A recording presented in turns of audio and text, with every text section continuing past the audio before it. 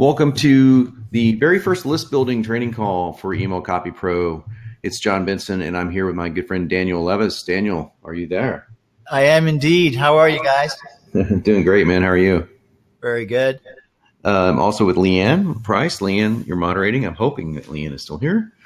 I'm here, and so is Benedict. He's the first one to say hi. So hello, Benedict. Okay, and cool. You guys can say hello. Letting Daniel quit out of all the all the applications. So just a heads up on what the training is. The training today is live only for Email Copy Pro customers. We may release the training that is this training to everyone else just because we're cool people, but they don't get the live stuff. That's a bonus only for you guys, so you guys can ask questions. This is training. So this is not a webinar this in the traditional sense at all. There's no affiliate commissions or anything like that. This is just Daniel giving some great advice and great information on building a list. And it's, Daniel and I've known each other for years, and he's one of the best email writers out there. So he also brings that talent to the table. Really kind of cool. So great to see all you guys on again, a lot of hellos. So hello from everybody. And you guys are in for a treat here, Daniel. You want to take it over, and I'm going to be here the whole time. This is not like I'm going to put you guys on pause and go have coffee or something. So this is interactive, as much as Daniel wants it to be interactive, and then we'll take your questions at the end. Sound good? All right. Well, thank you very much for that, John. The sound is good. It was a little echo there, but now we're good. So now before we get into this, guys, I want to address a couple of things.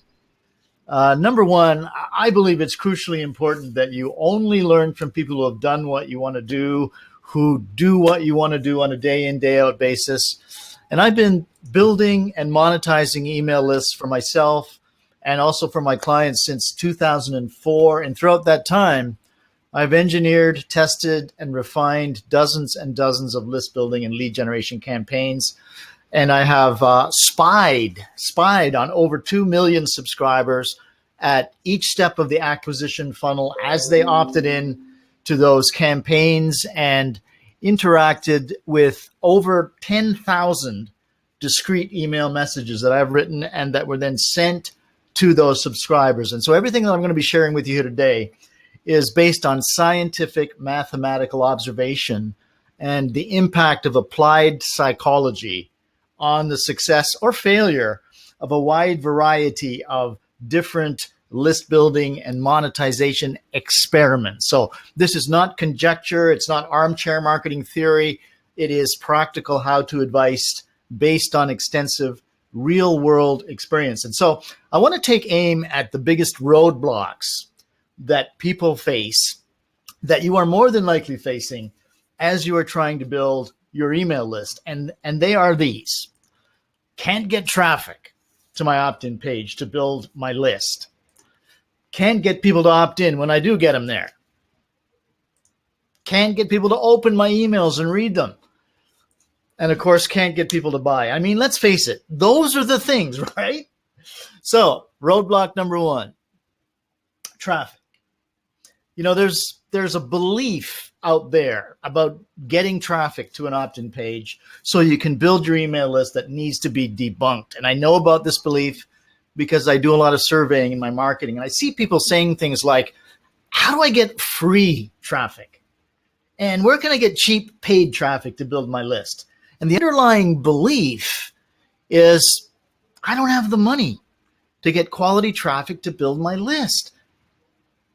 Well, fortunately, the first thing you got to understand is that nothing could be farther from the truth. There's plenty of money out there for traffic. It's at your disposal, provided you know how to turn that traffic into leads and sales quickly. It is not about how little you pay to get a visitor to your lead capture page. It's about how much that visitor pays you. And so I'm going to show you how to access a virtually infinite pool of capital that you can use to buy all the high quality traffic you need to build your list. Of course, you need a liquidation sequence. Many people seem to think that building an email list is like finding something cool to give away, throwing it up on an opt-in page, and getting people to download the freebie, right? And that's it. You're building a list. And that's why there on the hunt for free traffic or cheap paid traffic. They have no plan for monetizing the traffic quickly. And so what you need to do, if you are serious about building an email list, enjoying the push button profits that an email list can give you, is you need to engineer a series of steps that lead each new subscriber toward a transaction, or perhaps a series of transactions within a defined period of minutes, hours, days, or perhaps weeks of becoming a subscriber. And the cool thing is, human nature is pretty consistent. If you take out your credit card and you start driving a little bit of traffic to your liquidation sequence, very quickly you're going to know if it is effective enough to cover your traffic costs within the time period you set. And if it is, you crank up the traffic. Even if you don't have a high limit on that card, even if you max that card out in a week's time, that credit card, you just pay the card down to zero before it hits the limit with the money your liquidation sequence is bringing you. And you're building your list with OPM, other people's money. And the more effective your liquidation sequence is, the bigger your budget for bringing each visitor to your registration page, your opt-in page can be, which means the more targeted traffic you're going to get. And so there's really no such thing as I don't have the money to get high quality traffic to build my list problem. No such thing. The real problem is you don't know what to do with the traffic when you get it. And if you can solve that problem, traffic finds you. In almost every niche, there are people with big lists who, if you have an effective liquidation sequence, will send you tons and tons of traffic in exchange for an affiliate commission, which, like a credit card, you do not pay until after you've added new subscribers to your list and you've made money from those subscribers. And the more you pay per visitor, the faster your list grows and the more money you make over the long term, because each one of those subscribers can be worth up to $100 to you or more over time. So this belief that you need free traffic or cheap paid traffic is totally false, and it's actually a real roadblock when it comes to building a list-based business. So we're going to do a little swish pattern now. We're going to dissolve this limiting belief. There it goes. I'm going to show you exactly how to get a productive liquidation sequence up and running in a few minutes here. But first, let's look at roadblock number 2, which is I can't get people to opt in, even when I offer them free things.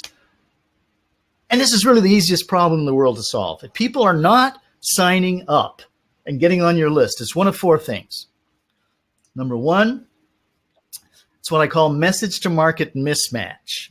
The thing you're offering, the giveaway, in exchange for your prospect's email address and permission to follow up, for whatever reason, it's just not something that this particular traffic stream that you're working with wants. And we're going to address message to market mismatch in a little bit here when we talk about creating self-liquidating offers. Second reason people don't sign up is the title of your free offer. It's just not compelling. It's worded awkwardly, or it's confusing people and they're not understanding the value. And I'll give you an example of this. Here's the title of one of our Email Alchemy members. She put this on her lead generation magnet. Suzanne is a great student, very bright, talented writer with a journalistic background. And this lead generation magnet is designed to get foot indoor, to get paid to do proofreading and editing of people's sales copy. And by the way, list building is just as important for selling services as it is for selling info products. Many of our members are in service businesses, and many of them sell physical products as well. And all of them sell more because they're building a tribe of subscribers. And the problem here with Suzanne's title, the 7 most misused homophones, how using them incorrectly instantly kills your credibility with your audience. The problem is that people don't know what this means. No, it is good in it that it uses this word how, or how to is another magical phrase to put in your title. And it's good that it's using hot words like kill and instantly is another power word to put in a title. And it's communicating a benefit, assuming the people reading this are concerned about their credibility with their audience. However, because most people don't know what a homophone is. They're not sure what audience means either, or even credibility for that matter. It lacks context. It lacks framing. And they don't get that all important, yes, I want that, or I need that feeling that gets them to opt in. And here's the fix. The 7 deadly homophones. Now, a little bit of curiosity in the title is a good thing. There's nothing wrong with using the word homophone, creating a 2-byte title like this, where the stopper is enigmatic, is a proven titling tactic. You see this being done all of the time because it stimulates curiosity, but only enough to get the person to read the rest of the title to see what that might mean. And if you don't satisfy that curiosity in the title, you lost them. They're not going to opt in. They don't care enough to give you their email address. And so the fix is to dial in the meaning for them with just a few words in the 2nd byte of the title. How invisible little grammatical gremlins can instantly kill your credibility in sales. Now you got them. They can see the benefit of what you're offering. They're now curious about what the 7 deadly homophones might be, and they'll sign up for the report if they're spending money on sales copy and interested in credibility in sales. The title of your giveaway is a big determining factor. And so testing different titles is a very smart thing to do if you want to increase your opt-in rate.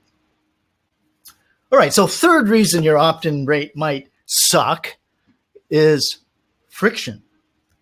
You're putting other things in the way of your offer, or you're making it too difficult to obtain your offer, or perhaps even overselling it. If you want to build a big list, don't expect a little opt-in box on your blog to do the trick.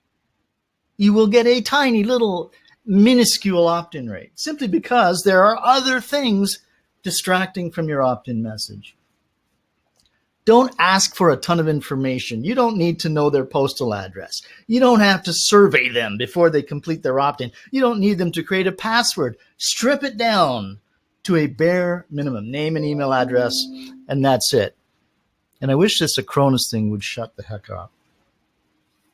Strip it down to a bare minimum and don't oversell it in that case. It's just an email address, a great title, obviously free, and maybe a couple of bullets.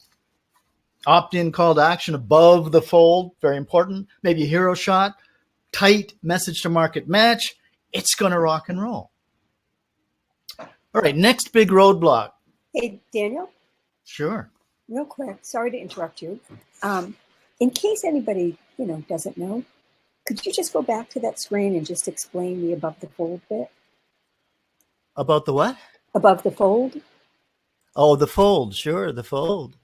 Yeah, above the fold is just a fancy marketing term that means visible without scrolling. So you can see that I've been very careful about putting as much of this copy and the image, and especially the button, the call to action, download now above the fold, meaning that they don't have to scroll. Because if you make a long scrolling page, you're going to lose a lot of opt-ins because people just don't scroll. And you don't need them to scroll because, again, it's just an opt-in. Does that make sense? It does. Thank you. Okay, so next roadblock, can't get people to open my emails and read them.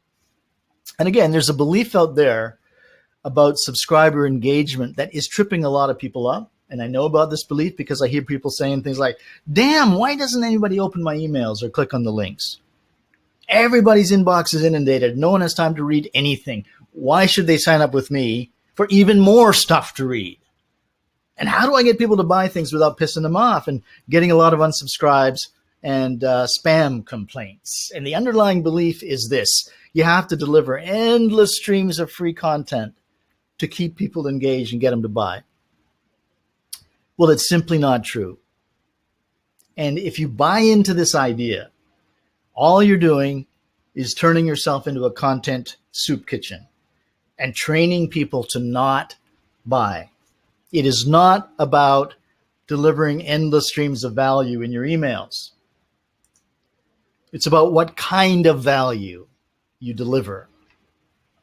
And so I'm going to teach you 3 things that will help you to build a list of raving fans who look forward to opening and reading your emails clicking through to your landing pages, and most importantly, investing in the products and services you're recommending. Number one, you need a clean and legitimate list. We're talking about permission-based email marketing, where people have come to your opt-in page, given you their email address in exchange for some relevant information. They know who you are and why you are mailing them. Now, even so, some of these people are not good prospects for you, and they will never open your emails. Others will open the first few emails and then they decide that, they're not interested for whatever reason. Still others will open and even buy from you, and then for some reason they go cold. Maybe they shut down that particular email account, who knows. And you cannot continue to email these people, because if you do, Yahoo and Hotmail and all the other email service providers, especially Gmail, the big old 900-pound gorilla of spam cops, will start sending more and more and more of your emails into the spam folder and into the promotional folder, and the people who want to read them and buy from you will never see them. So you have to clean your list every once in a while. And as a general rule of thumb, people who have not opened, clicked, form filled, or bought for the last 4 months, stop mailing them. And if you do that, you will see more people opening your emails. Your list size will go down, but the absolute number of opens will go up. All right, so you're building a permission-based email list. Now, you have to deliver value to your subscribers, but not the kind of value you're thinking. Save the how-to for the buyers. Biggest mistake well-intentioned email marketers make is thinking that email is a place to show off their expertise and knowledge. And so they start giving away their content in the emails themselves. And they're writing blog posts and making videos and all kinds of things with no selling intent, thinking they can send 3 or 4 or 5 or 6 or 7 emails, this kind of content-rich email, and then it's okay to send an offer. But when you do that, it's very easy to create a feeling of entitlement, an expectation of free information, and ultimately a revolt when you do finally decide to try and sell them something. Now, obviously, you don't want to be sending nothing but blatant offers either. You don't want to be that guy. And so here's what you need to do instead. Provide entertainment value and inspiration and wisdom and encouragement, intrigue and suspense, empathy, belonging, goodwill, hope, leadership, and all manner of emotional rewards in your emails, but not hard teaching. And what this does is it anchors your name in the from line as somebody worth reading, while allowing you to send far more promotional emails without burning out your list, because it allows you to sell in every single email. I'm going to show you how this works. This is a campaign book. These are all subject lines. It's literally a book, 115 pages, 26 emails, and every single one of these emails has a link to go and buy John's 3X Accelerator. And because all of these emails are filled with interesting, entertaining, and inspiring stories, hardly anybody gets upset, and very few people unsubscribe. And over a period of about 2 weeks' time, these emails brought in over $400,000 for John from a list of just 9,000 subscribers, $200,000 in just one day. Now, if 9,000 sounds like a lot of subscribers to you, maybe $40,000 from just 900 seems more realistic to you. Still, it's not a bad gig if you can get it, right? This is the power of an email list when you know how to build and how to bond and nurture your subscribers. And it is formulaic. I call this the SOD PC formula. It has nothing to do with turf or twits or dysfunctional computers. It stands for subject line, opening, deepening, pitch, and call to action. Every email follows the same pattern. And it's not just about selling online marketing stuff to online marketers. No way. works in every imaginable niche. Business to business, business to consumer, does not matter. Here's a health and fitness example. I'm going to break the formula down for you. Subject line, Body Sculpting 1, Mother of Dragons. And there are 3 key things you want in a subject line if you want to get that email opened and read. Number 1 is what we call a pattern interrupt, something that jumps out at the person as they're scanning their inbox to see what to open and what to delete. We're talking about sex, survival, intrigue, controversy, conspiracy, paradox, 2 things that shouldn't go together, bizarre, unusual, embarrassment, betrayal, depravity, tabloid-worthy stuff, in other words. 2, we need curiosity. You stop them with a pattern interrupt. Now, you got to instill a need to know what is inside of the email. And number 3, a relevant benefit. There has to be a delicate balance of curiosity and a reason why satisfying that curiosity will help the person to move toward pleasure or away from pain. We're not trying to trick them into opening the email. Body sculpting number 1 is a relevant benefit for this particular group of ladies. Mother of Dragons is a pattern interrupt and the curiosity. Then we have the opening. Got to hook them, got to get them reading. First name, Dracarys is a Valerian word. It's the verbal command given by one of the most mesmerizing women in cinematic history. So a short, declarative sentence that opens a loop in the person's mind by raising a provocative question that cannot be answered without reading the next sentence. In this case, what does the word Dracarys mean? Oh, it's a verbal command, of course. Well, what's the command? Another open loop, and you draw them in. Next is the deepening. Her name is Queen Daenerys Stormborn. She's tender, smart, powerful, compassionate, beautiful, ruthless, extremely feminine, and determined to rule the 7 kingdoms. She's the magical mother of dragons on the smash HBO hit Game of Thrones, and Dracarys is the command she gives to her 3 baby dragons to breathe fire. Of course, it's only a story. And this deepening segment of the email is incredibly important. It is designed to get the reader to withdraw from the sensory world, to take the person outside of the here and now to another place and another time, to go inside the world of their imagination where they become more suggestible and more open-minded. And this is a pleasurable experience for people. They enjoy it and they get value without you having to give away any of your how-to information in the email. And what you're doing here is you're innocently planting a buying suggestion in the person's mind. Yes, I want to be tender, smart, powerful, compassionate, beautiful, ruthless, and extremely feminine. And then we move into the pitch. We bring that suggestion out into the open. We reveal the subtext of the story, and we relate to the product or service we want them to buy. But when it comes to the power of breathing fire, it's truly what my clients feel they can do when they finally drop those last 7 kilos, when they quit hating their bodies because they feel the flow of new strength and energy, and so on and so forth, raising the level of desire to a fever pitch. And then, of course, the call to action. It's a very precise system. You get all the details at this link. And guys, I hear you. It looks like a lot of work. But using a very simple templating process, I can show you how to create these emails in a matter of hours, emails that are both highly rewarding to your subscribers so they stay engaged, they keep opening, they keep reading, and they keep buying from you over the long term. It's a fabulous position to be in when you can wake up in the morning, send an email out to your list, go for a nature hike or whatever you enjoy doing, and by the time you come back for lunch, you're $5,000 to $10,000 richer. And so let's circle back around and talk about your liquidation sequence.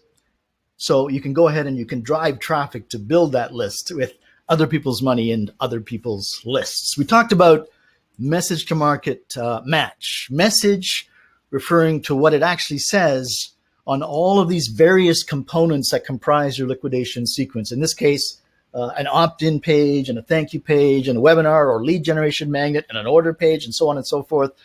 And market referring to the traffic source.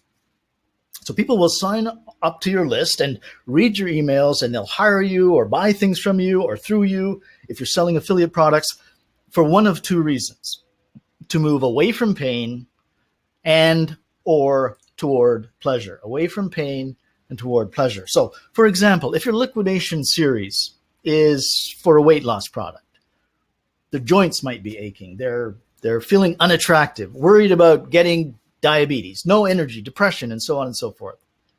And they might be very open to fantasizing about the pleasure of being able to fit into that little black dress in the back of the closet, feeling good about themselves again.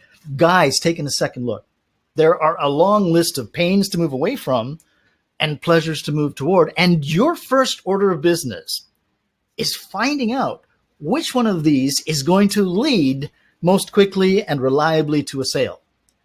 So you have to know your market, and you have to match your offer and your messaging to your market's hot buttons. And this applies regardless of what you're selling.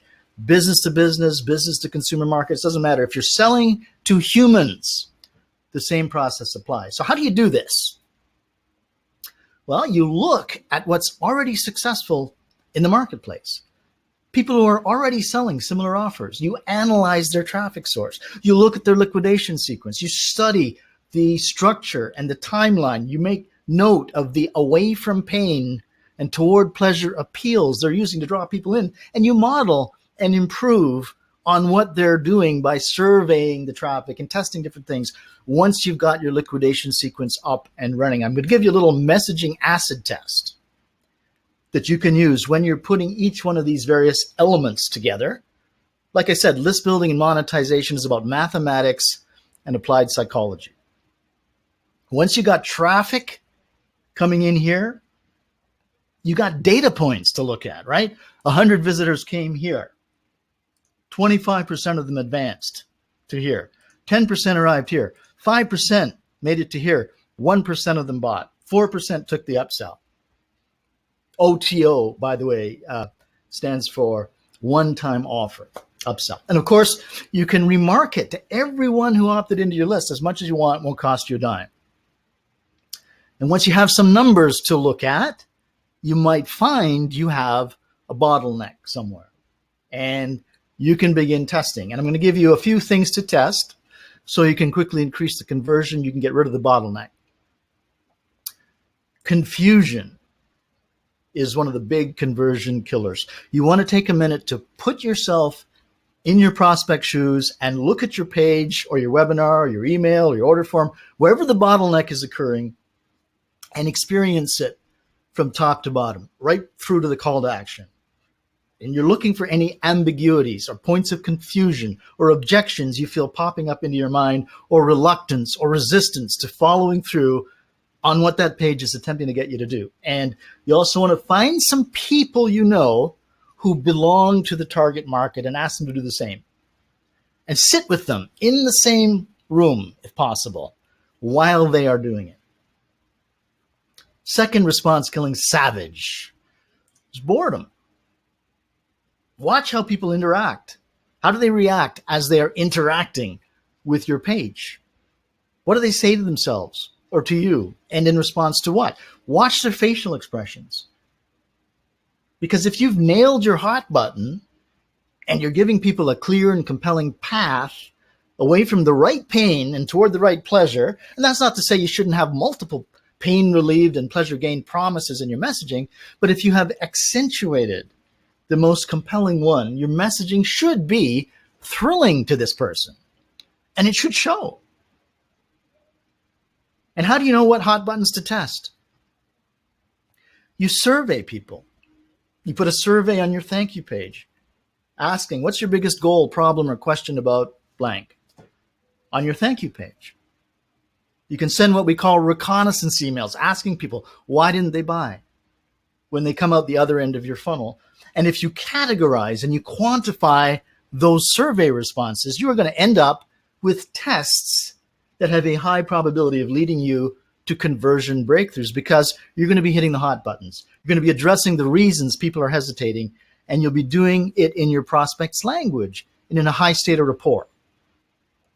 And finally, the third big conversion strangler is disbelief. Disbelief. You can nail the right hot button, you can communicate it forcefully, and you can still have excess leakage if people just don't believe it, or they just don't believe they can do it, in which case you need more proof added to this particular element of your liquidation sequence: testimonials, demonstrations, explanation, facts and figures, authoritative quotes, and so on and so forth. And you can always improve on these things. You can always make things clearer and easier to follow and understand. You can always make the experience more exciting and engaging for the prospect. And you can continually make your offer more credible and believable. And that is how you liquidate more quickly, which means more immediate profits or faster list building. So there's some ammunition for you to blow up these list building roadblocks.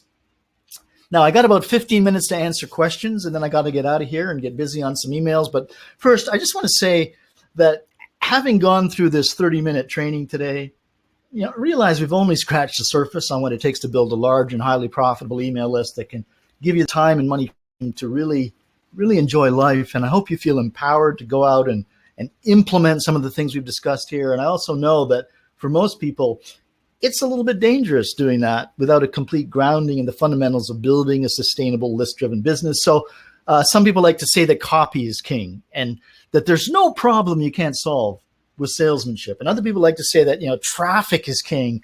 And if you target the right people, you can't lose. And other people like to say, the list is king and it's all about the relationship. And the truth is that all of these things and more work interdependently to create wealth.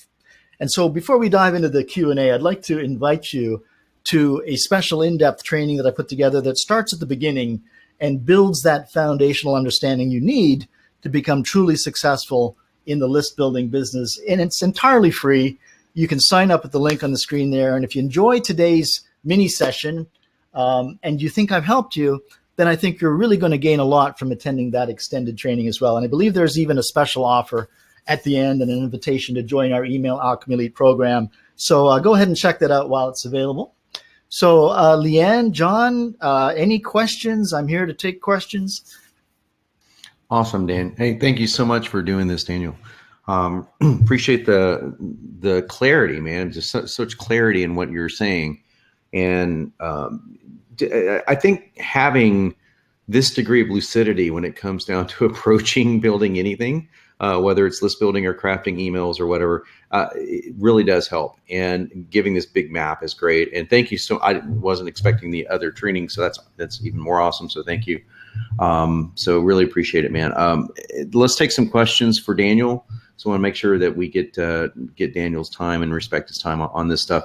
And before we take one question, just real quickly, Daniel, I know for a fact, I mean, this was very, pulling Daniel on was an easy thing for me to do, but it's really interesting considering that Daniel and I guess you could say that we compete with one another, but it's kind of not a competition at the same time. For Daniel, he is the author of Email Alchemy, and his emails are so ridiculously different than anybody else's email structure. I mean, I have never hired anyone to write email for me except for Daniel Levis. So that should tell you something. He actually wrote the emails for one of the Accelerator promos that I told you about, because I wanted something totally unique outside of my own head. So part of when I put Email Copy Pro together, we looked at literally, hundreds of different email marketers and boil it down to, 15 or 20 guys from past to present, from 100 years ago that were writing ads to the present guys today to model, and of course myself, to model emails off of. And Daniel's stuff is very different. I'm just going to be completely forward with you because it's so unique and specific. It's actually timeline unique. It's like he just mentioned Daenerys, for example. Well, that's a very timeline specific thing, right? Game of Thrones. 5 years from now, 10 years from now, probably won't be a thing. But right now, in that day and age, it is a thing. So he's really, really great at this. So I want you to have every tool at your disposal. So you can take the stuff that Daniel's talking about and find the emails inside, for example, Email Copy Pro that will allow you to help build that. What we already have an opt-in registration, liquidation kind of thing inside Email Copy Pro. But you can also look at what he's doing and modify those emails, or actually just bring us ideas as well, because we want to continue expanding and continue to grow. So my mentality behind this is, it doesn't matter if it's a different system than my own. If it's good, I want to give it to you. So that's my mentality. Daniel, how do you feel about that? I'm just kind of curious here. So that's my approach. Well, the way I see it, you can't have enough emails. Yeah, well, that's true. Yeah. You just can't have enough. Yeah. The more emails the more great emails. I mean, I should qualify it. The more great emails you can send, the better it is. Yeah, I agree completely. So I hope that that's not a confusing point for you guys. It's one of clarity. Like I have multiple different ways to build webinars, for example, and you should. So I think that we've delivered one of the best tools out there for creating emails, obviously very quickly, and obviously from other people's sources. But I wanted to give you Daniel's approach too, because I think it's awesome. So let's take some questions, and then we'll. Leanne, you want to help us with some questions here? Yeah, let's go back to Yeebot, who asked a question. Daniel, can you talk about pretty opt-in pages versus ugly? Any feedback on which is better? Well, I hate to do this to you, but you have to test. I mean, personally, when I put together a page, there's something about my eye that I have a certain artistic eye, and it kind of bothers me when things are ugly. But my ugly is probably not nearly as pretty as a lot of other people. So, I mean, the only way to know is to test, right? And you definitely should test, because that's a critical point in your funnel. Is are people opting in, or are they not opting in? Yeah, and if I can echo this, we have tested. I can't count how many tests that I've ran over my career for various different opt-in pages, and without exception, the page that we thought wouldn't work almost always works, and they tend to be quote unquote ugly. This is for me. I have never seen a pretty page convert that wasn't already branded in the customer's mind. That's me. Now, when I say pretty, I come from a professional design background. So I designed stuff, high-end stuff for 14 years for people before I got into internet marketing. So I'm thinking pretty as far as like, what you'd see in a high-end branded site. I don't think that's what Daniel's talking about. Clean is a different matter. I mean, you can test clean versus like cursive font at the top, right? But yeah, maybe that's exactly what I was saying. I don't think I've ever created a pretty site in my life, but I tend to like clean, and maybe that's not the best thing. I don't know. Maybe dirty is the way to go. Well, I think, like Daniel's webinar, the way that you presented this, even though this is not a webinar, obviously this is more of a teaching thing, but if it's part of your webinar, and the webinar, you just have clean slides, but there's nothing fancy here. And so when I was watching it and having the hand-drawn illustration showing the map of the registration sequence and all that, that's appealing because it feels more real. So if you had these really polished graphics, it wouldn't feel as real. People ask me this all the time: why do VSLs convert so freaking well? And it's because there's an element of underground and realism, and those things cannot be duplicated if you go to some fancy, high-end production. So anyway, yes, the answer is to test. So let's get to next question, Leanne. All right, and that was from Evan. He asked, Daniel, where do I go to find other people's lists? Oh, great question. Where do you go to find other people's lists? Well, the way I do it, I just immerse myself in the market, find people who are actively using email to sell things in the same genre. And I try to look for people that are a little bit off to the side so that I might be able to create some type of symbiotic relationship. You know, if somebody's into list building and I'm into email marketing, well, that's a perfect fit, right? So you're probably asking the question because you don't have a list. I don't know. Maybe you do, maybe you don't. But if you don't have a list, then you want to find some way of fitting into that other person's world. Like when I started building a list back in 2004, you know, I was a complete nobody. I had, you know, 300-400 people on my list. And I was following this guy named Joe Vitale. You might know him from The Secret, but back in 2004, he was in my niche. He was a copywriting, marketing dude, and I'd get on his list and I would pay attention to what he was promoting, and I think he promoted you, John. I actually saw one of your fitness pitches. So I was looking at this guy, and this is just an example. It could be any guy. And I saw, well, what's he doing? And he's always talking about this guy named Robert Collier.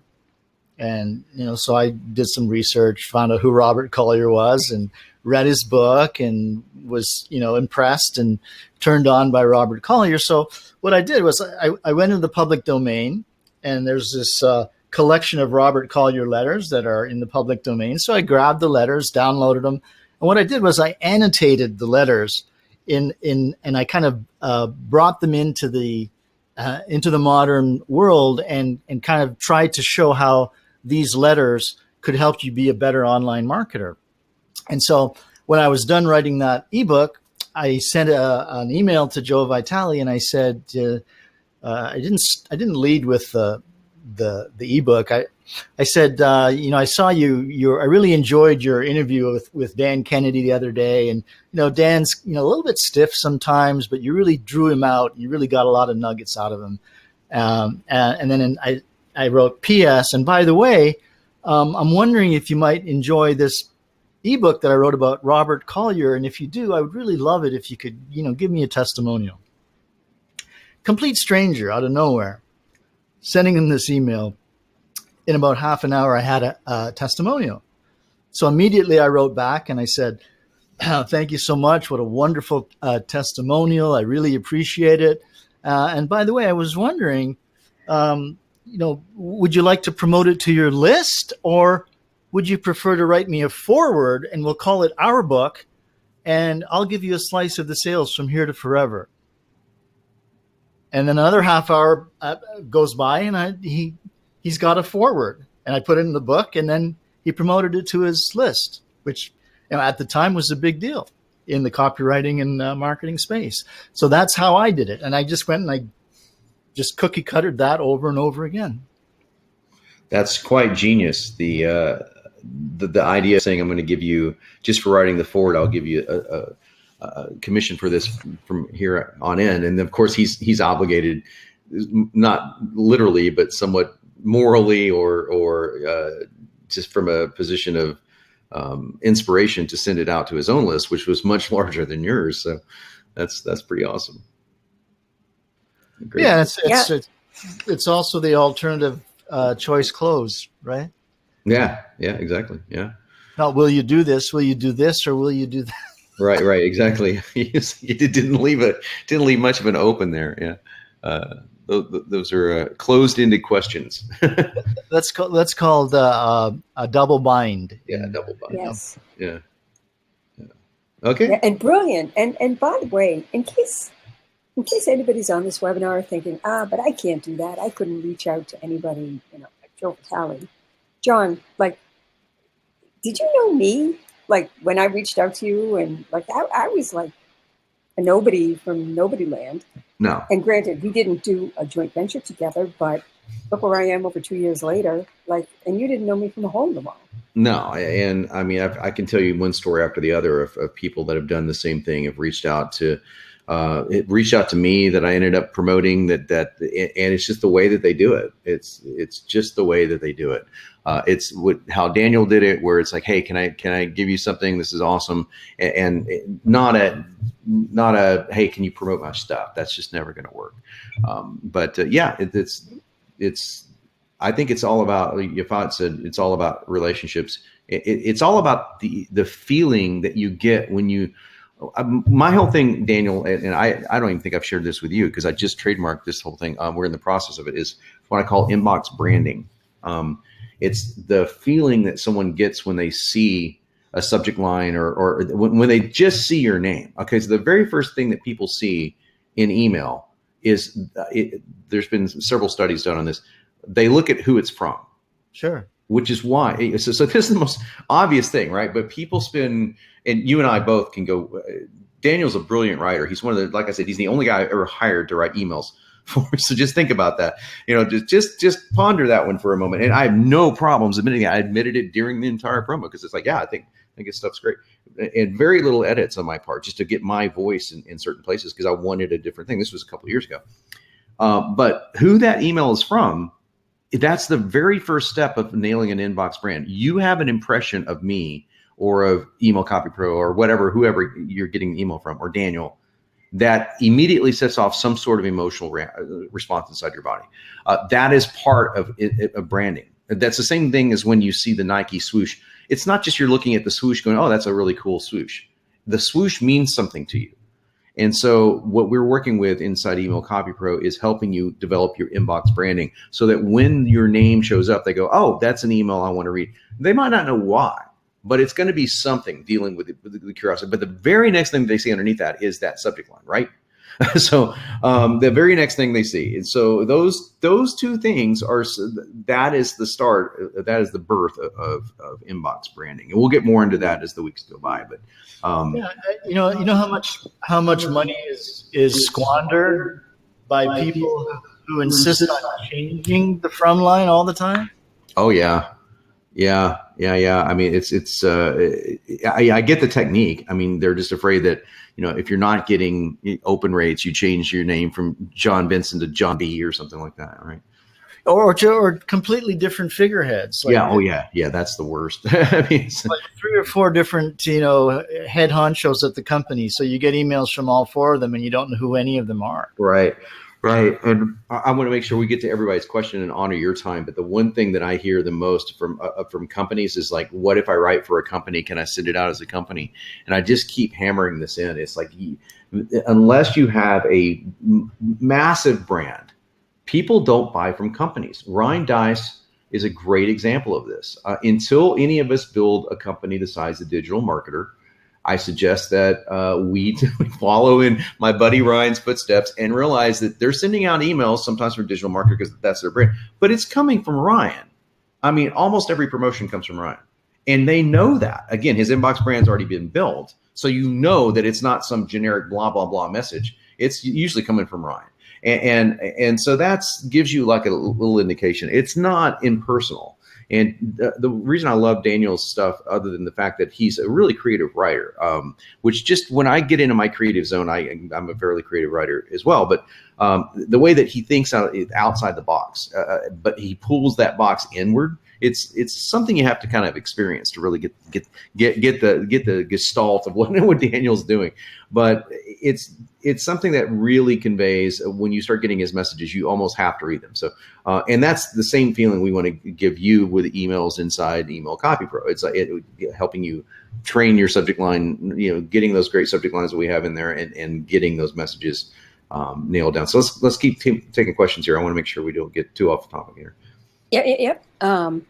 Let's get to Kevin John, who says, I'm in B2B as well as direct B2C. He sells a product online.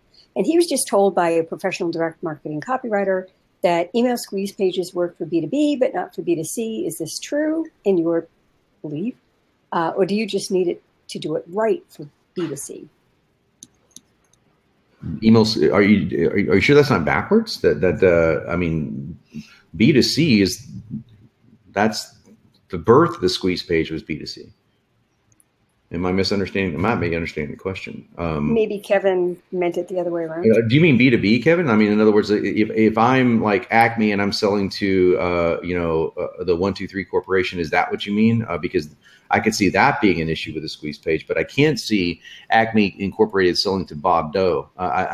Being an issue because that's what we do all the time. I mean, Daniel, do you have feedback on that, or maybe I'm completely off base here? As far as my experience, it works for B2B. It works for B2C. Now,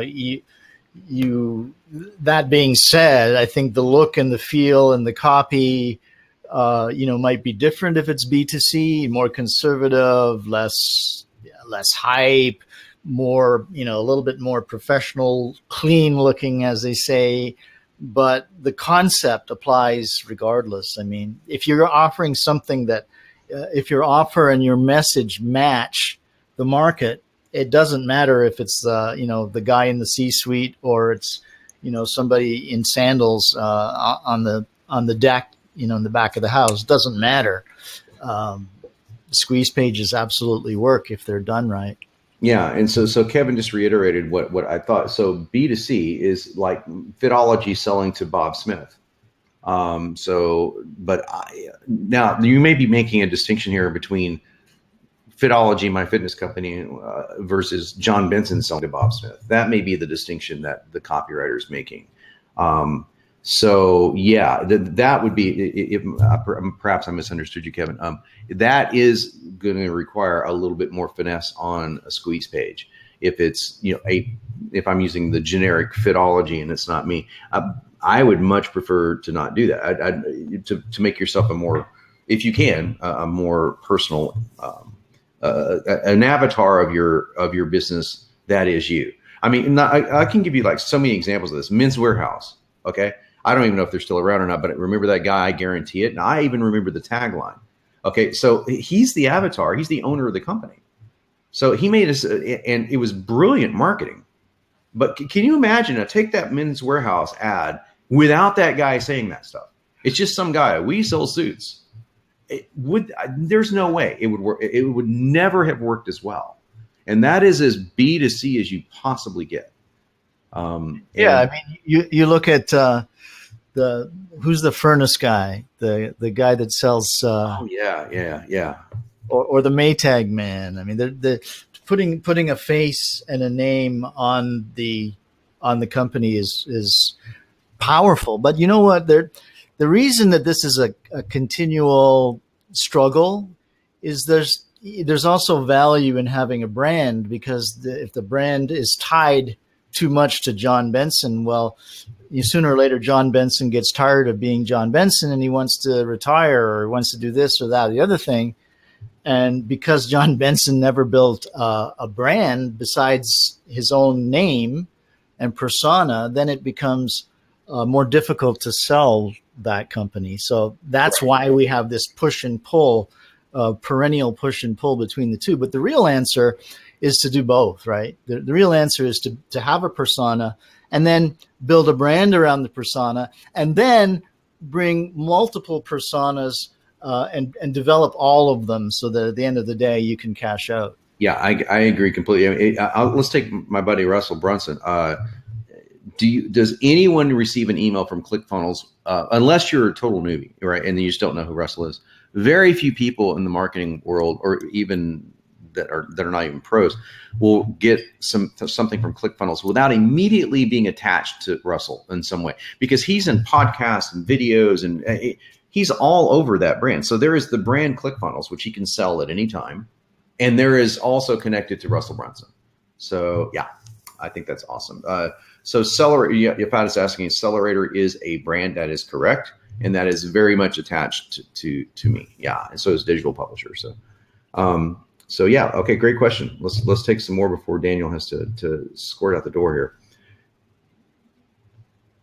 Let's see. John is asking, Daniel, would you be willing to give one of your email sequences to John or Email Copy Pro? Let me clarify that question a little bit. So, Daniel, I think you and I have talked about this before, but I'm not sure. I've talked to so many different people. So basically, we have inside Email Copy Pro. It's like it's kind of the ultimate swipe file that's been rewritten and retooled and kind of put on steroids. That's one way of looking at this thing, but it's also like a pattern of how people do things. So we've had people everyone from Ryan to Todd to Brown to, I get down the line of people that have said, hey, yeah, sure, take this, run with it. And we just put it in put our own versions of it and we do the same exact thing that you did with how you broke down your emails. I just call them persuasion triggers. So I break down the persuasion triggers and the sequences, and then we just retool many of them. But yeah, it's a fair question to ask if you'd be willing to do something like that. Well, we could take it offline. Yeah, kind of put me on the spot. Okay, I didn't put you on the spot, but yeah, that's it's hard to do those kind of things because you don't want to diminish somebody else's when they're selling an email course, for example. None of the aforementioned people, except for Ryan, sells email courses. But the other thing is that Daniel stuff is so specific. So, yeah, and Kevin says thank you. By the way, I didn't mean to put you on the spot, Daniel. Okay. What? Kevin also says thank you for this. And this is really interesting. I know Kevin sells organic. I think it's organic fertilizer or something to do with plants. He says I've been wanting to do an email squeeze for a few years. But I'm getting told by agency I work with that it won't work. They all tell me I have nothing to say in email because I only have one product. And that, I mean, just that, if you could comment on that, he probably has so much he could give on that one product. If it's organic fertilizer, he can talk about the different plants and blah, blah, blah, correct? That it helps. So what you're saying is that they're telling you, Kevin, that email won't work for you because you only have one product? That's what he's saying, but that makes absolutely no sense, especially when his product serves so many uses. No, I don't think that makes any sense at all. I would switch agencies there, Kevin. Just a little advice. Well, my experience with marketing agencies has been less than stellar, shall we say. And I think a lot of direct response guys feel the same. Most agencies have just no freaking clue how to do direct response. So, yeah, by the way, Kevin, John, we're talking tomorrow, so I'll also help you out with that tomorrow. John says, thank you for bringing up this question. That was for you, Daniel. Asking about emails. Benedict saying, fire the agency. And Amanda Rose, I think, has maybe the last question, considering the time. She's saying, would you ever recommend changing your personal name in an email to your branding to get more opens, such as Amanda Rose? So changing from Amanda Rose to Amanda Rose, your speaking success strategist. And I will just share with you before you guys answer Amanda that, John, when you said that the emails come from Ryan Dice, not Digital Marketer, they actually come from Ryan Dice - Digital Marketer. So he wants to make sure that he is smack dab associated with that. Yeah, which is a trick that we've used for like 10 years. So what I mean is that he has Digital Marketer in the front line. But so that I don't mean to cut Daniel off, but my answer would be the same thing. I would say if they're used to seeing Amanda Rose, semicolon, name of company. I do that all the time. What do you think, Daniel?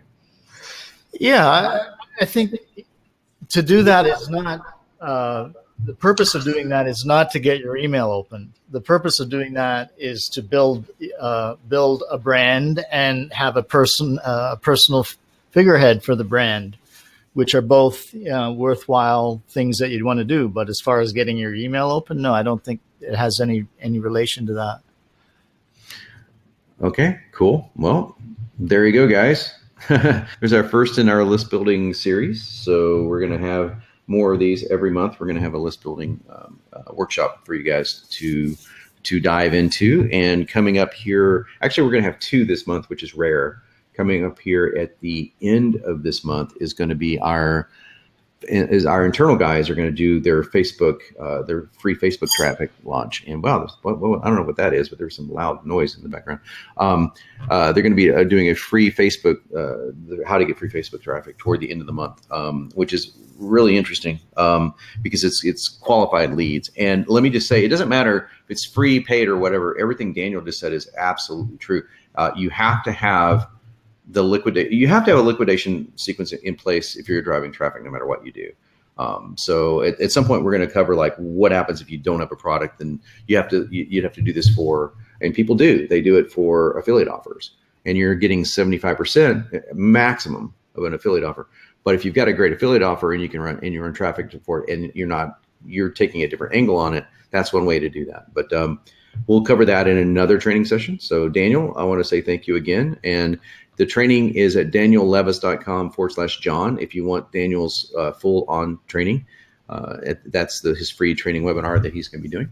And his stuff is awesome. I highly recommend taking a quick look at email alchemy, just from how you approach the structure of any email. It's just so cool. And it will give you ideas on, like, for example, like Daniel talked about the opening, he did the opening sequence part, how to get something that's intriguing, opening a loop. It's just those little things. And some of that obviously is already built into Email Copy Pro, but you want to use this stuff in all of your marketing. So I think that his stuff is amazing for it.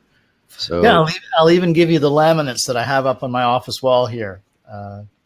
Otherwise known as the Quick Start List Business Blueprint. Some swag for you if you come to the additional training. I'll give you a link to those in PDF at the end of that free training. So thank you very much, John. I appreciate the opportunity to share with your folks.